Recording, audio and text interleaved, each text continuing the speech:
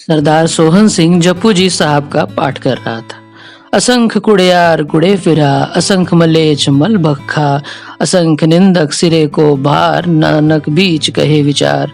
वार्य न जावे एक बार, जो तुध भावे साई भली कार, तू सदा सलामत निरंकार। इस समय साथ के कमरे से जोर जोर से रेडियो बजने का शब्द आने लगा। सोहन सिंह का ध्यान भंग हुआ।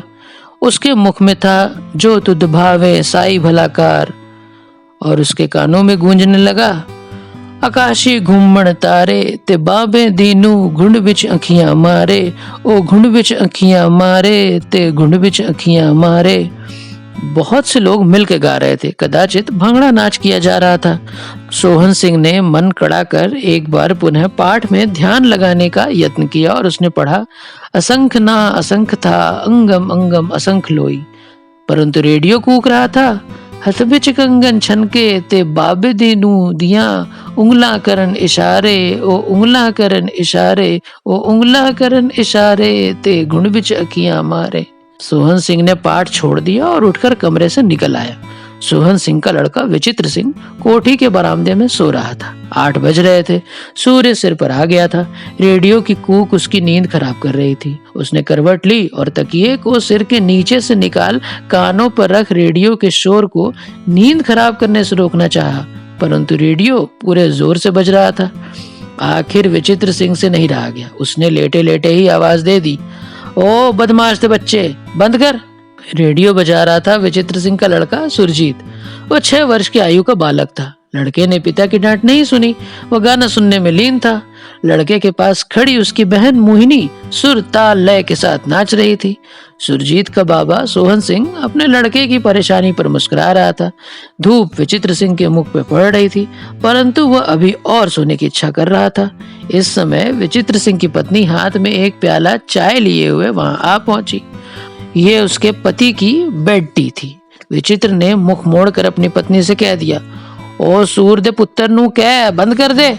सोहन सिंह की हंसी निकल गई। हंसते हुए उसने अपनी पतोहू से कहा, ये तो अभी नहीं पिएगा, मुझको दे दो। जरा भीतर जाकर सुनो तो, सुअर का बच्चा क्या सुन रहा है। सोहनी ने प्याला सोहन सिंह के हाथ पकड़ा दिया और गाने की तरफ ध्यान कर सुनने लगी। रेडियो गा रहा था, बाबे दीनू घुंड विच अखियां मारे। सोहनी के मुख पर लज्जा की लाली दौड़ गई। वो आंखें नीचे किए रसोई घर से चाय का एक और प्याला लेने चली गई। बेटा सुरजीत, सोहन सिंह ने दोपहर के भोजन के समय अपने पोते से पूछ लिया, रेडियो क्या गा रहा था। रविवार का दिन था। विचित्र सिंह दफ्तर नहीं गया था। सोहन सिंह तो रिटायर्ड सैनिक था। वह घर पर ही रहता था। भोजन की मेज पर पिता, पुत्र, पौत्र और बच्चों की माँ बैठे थे। बाबा के प्रश्न की उत्तर पोती मोहिनी ने दे दिया। वो 4 वर्ष की बालिका अभी तोतली भाषा में ही बात करती थी। उसने प्रसन्न वदन बाबा को बताया, खुद में तकिया मारे। सब हंसने लगे। सोहिनी की आंखें अपनी प्लेट की ओर झुकी ही रह गई और उसके गाल आंखों तक लाल हो रहे थे। अखा किस तरह मार देने? विचित्र ने बच्ची से लाड़ के साथ पूछ लिया। इस तरह, मोहिनी ने तोतली भाषा में कहते हुए एक आंख मीच कर दिखा दिया। सोहन सिंह ने एक दीर्घ निश्वास छोड़ा और कह दिया, जमाना बहुत तेजी से बदल रहा है विचित्र। हाँ पापा, अब स्पुतनिक चांद और मंगल तक जाने लगे हैं और ये हमारी बच्ची तो छोटी सी उम्र में ही शनि तक पहुंच गई। विचित्र इस व्यंग को समझ नहीं सका और हंसने लगा। हंसकर कहने लगा, पापा बहुत प्यारी लगती है। विचित्र, तुम अपनी माँ को इससे भी प्यारे लगते थे, परंतु अब वह बेचारी स्वर्ग में बैठी तुमको 8 बजे तक बिस्तर में करवटें लेते देख रोती होगी। क्यों? विचार करती होगी कि वह गुलाब के फूल सा सुकुमार विचित्र, जिसको वह चूमती चूमती थकती नहीं थी, अब उसको कभी याद भी नहीं करता। भापा, वो जानती है कि मैं उसको रोज याद करता हूँ।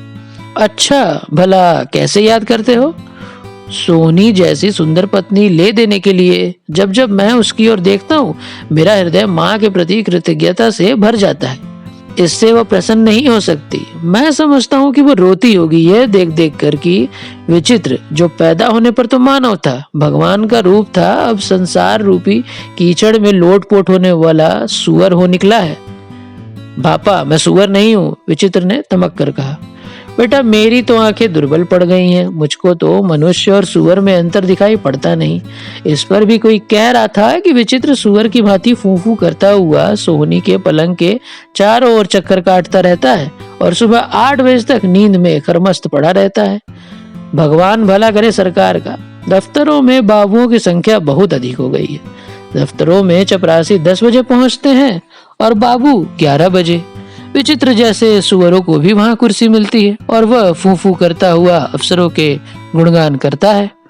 पापा ये तो मेरा बहुत अपमान किया जा रहा है। तो उससे पूछो जिसने कहा, मैं तो सुनने वाला हूँ। समझे हैं पापा जी क्या कह रहे थे? सोनी ने एकांत में अपने पति से पूछ ही लिया।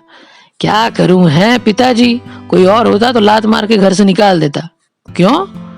मुझको सुअर जो कहा है? जी नहीं, उन्होंने नहीं कहा, उन्होंने तो किसी को कहते सुना है। कौन बदमाश का बच्चा कहता है ये? सोनी ने पति के मुख पर हाथ रखते हुए उसको चुप कराते हुए कहा, आप बात बात पर गाली देते हैं, यही तो बापा जी कह रहे थे।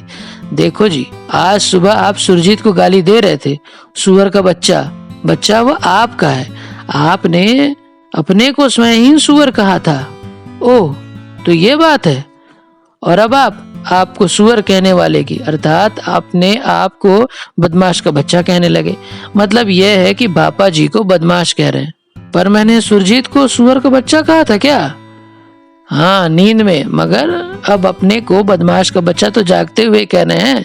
नींद में तो अंतरात्मा बोलती है, तो इसका अभिप्राय यह हुआ कि आपकी अंतरात्मा आपको सुअर कहती है। तो तुम भी मुझको गाली देने लगी हो?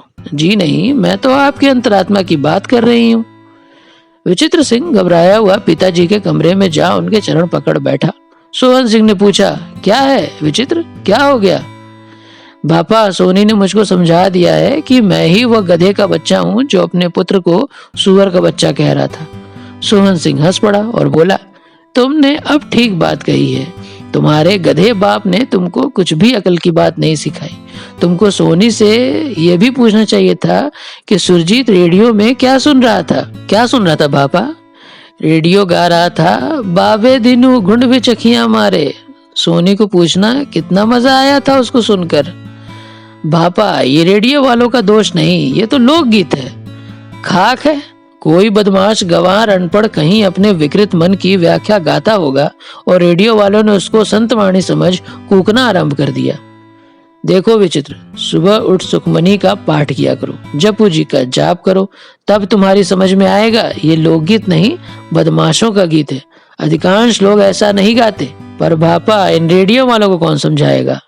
समझाने की जरूरत नहीं, तुमको अपनी बुद्धि ठीक करने की जरूरत है।